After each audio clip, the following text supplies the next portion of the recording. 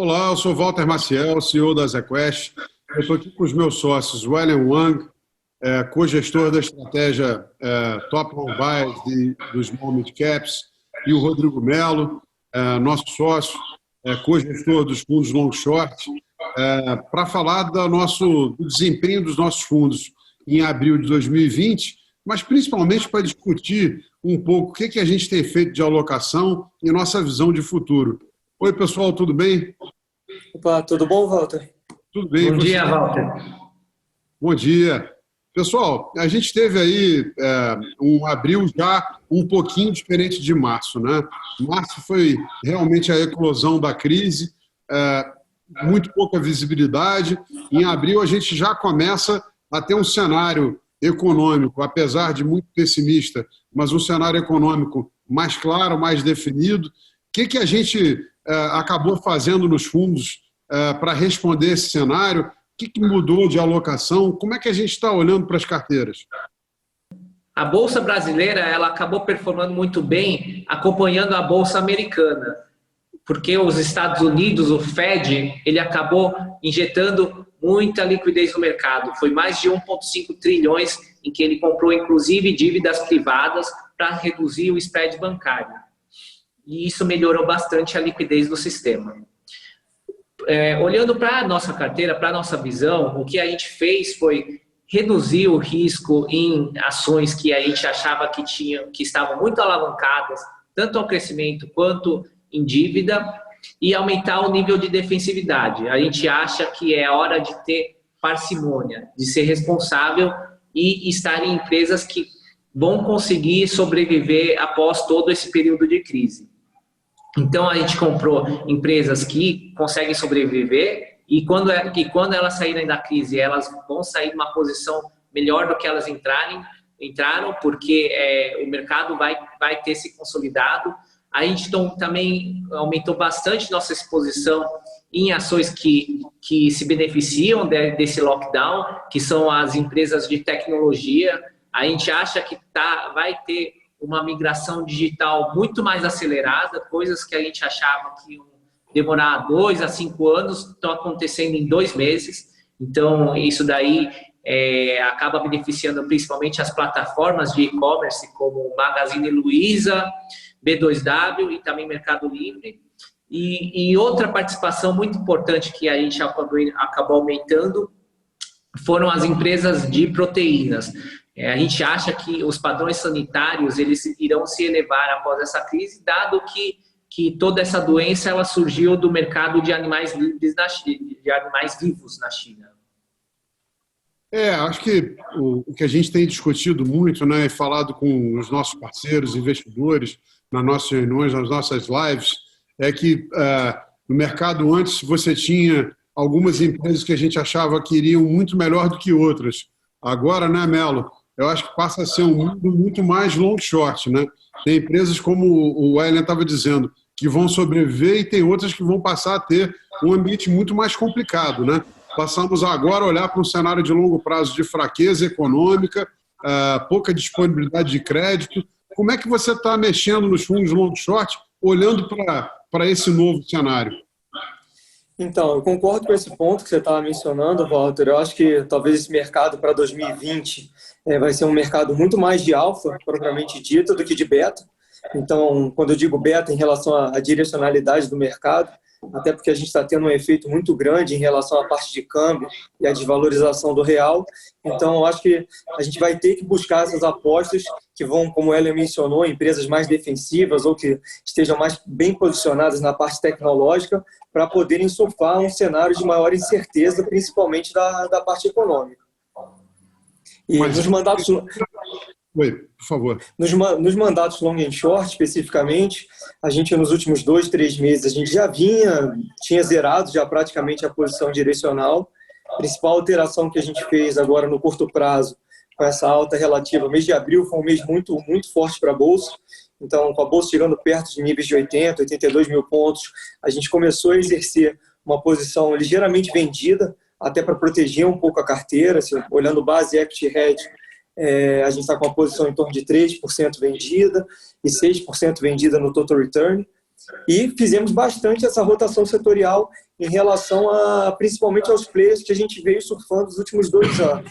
Então, desde 2008, 2019, a gente tinha uma carteira que era muito mais comprada na parte de cíclicos domésticos, papéis com um beta mais alavancado de mercado, e a gente tinha uma carteira short em defensivos. Então, na nossa visão, esse cenário mudou completamente. Então, os shorts que a gente vinha trabalhando esses últimos 2 anos, que chegavam a ser Suzano, a própria Ambev, a gente zerou essas posições já tem um certo tempo e começamos a adicionar, inclusive na parte longa, alguns papéis mais defensivos e estamos tentando achar aí quais são esses novos defensivos do mercado. Uma posição importante que faz parte tanto do long bias quanto do long short foi a posição que a gente fez de S&P contra a Bolsa Brasileira. A gente acha que a economia americana ela vai sair melhor do que a economia brasileira. A economia americana ela tem muito mais instrumentos, tanto quanto o balanço, enquanto o balanço fiscal aqui no Brasil ele vai se deteriorar. Então, a gente acha que no relativo é uma posição que ainda vai dar muito resultado. E outro fator também que faz com que o S&P performe melhor é a participação de empresas de tecnologia. Enquanto a participação de empresas de tecnologia no índice S&P ele é muito mais relevante, aqui ele não chega a ser tão importante, né? As duas principais participações seriam Magazine Luiza e B2W, que não chegam a 10% do índice. Então, isso daí faz com que a gente fique confortável de ter essa posição. Além também da exposição cambial, né? A gente está fazendo essa posição sem o hedge, porque sem o hedge de dólar futuro, porque a gente está usando o dólar, a exposição do dólar para proteger uma parte da carteira. Em relação até esse tema cambial, assim, tem acho que um outro setor que a gente é uma posição que eu acho que tem praticamente todos os mandatos, é até mesmo a posição de Vale, né, comprada em Vale do Rio Doce, que é uma posição que a gente analisando o minério de ferro está em torno de 83. Se você até mesmo botar uma queda nesse minério, considerar ele como $70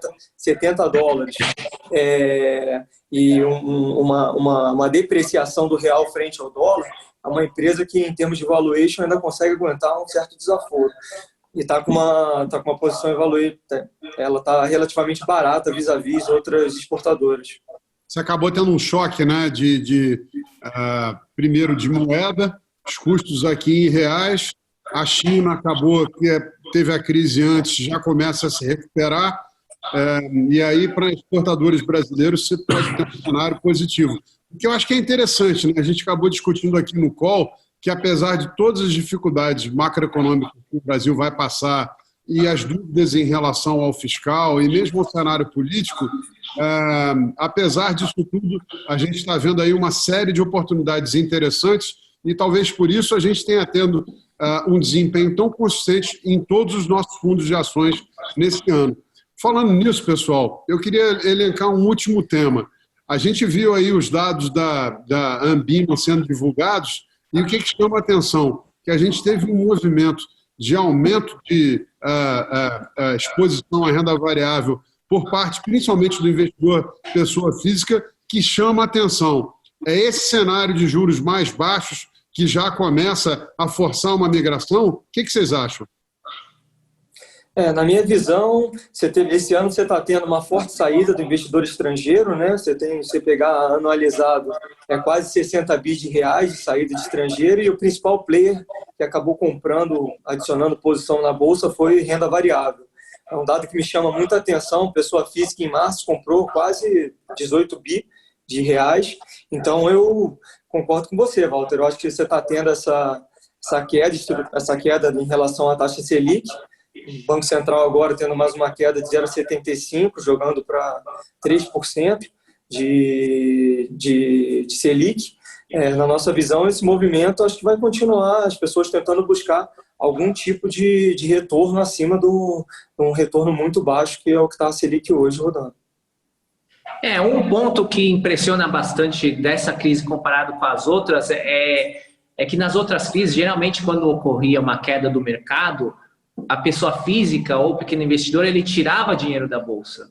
E nessa crise está ocorrendo o contrário, o que vai mostrar uma maior maturidade do investidor, mas também uma maior necessidade dele, né? Porque antes ele tinha o luxo de poder aplicar o CDI a 2 dígitos e agora ele não tem mais. Então, ele vai ter que ter um horizonte de mais longo prazo para conseguir os níveis de retornos necessários.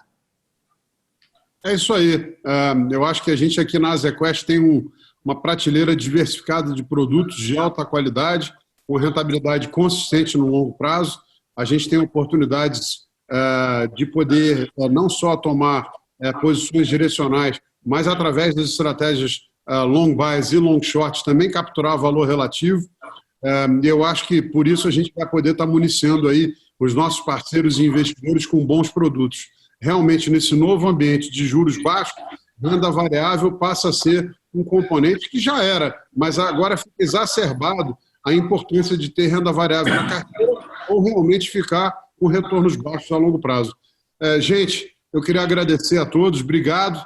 Mês que vem estaremos juntos de novo aí para atualizar nossos parceiros e clientes. Um abraço a todos, fiquem bem.